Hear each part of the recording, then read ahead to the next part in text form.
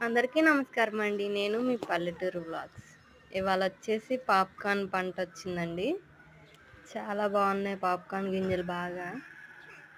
ఇవి 2 రోజులు బాగా ఎండబెట్టాలండి. ఎందుకంటే కొంచెం దోరగా ఉన్నప్పుడే విరిచాము.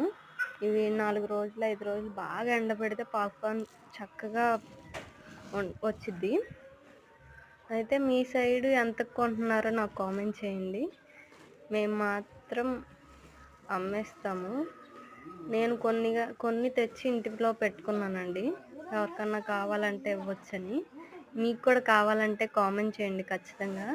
నేను వాట్సాప్ నంబర్ అనేది ఇస్తాను స్క్రీన్ మీద. ఇంట్రెస్ట్ ఉంటే వాట్సాప్ నంబర్‌కి హాయ్ చెప్తే నేను ఖచ్చితంగా ఇవి ఎంత రేటు, ఎలా అమ్ముతున్నానో ఖచ్చితంగా చెప్తాను. కావాలంటేనే కామెంట్ చేయండి. ఖచ్చితంగా వాట్సాప్ నంబర్ ఇస్తాను. మేము కొంటాము అనే వాళ్ళు కామెంట్ చేస్తే దాన్ని బట్టి నేను వాట్సాప్ నంబర్ చెప్తాను.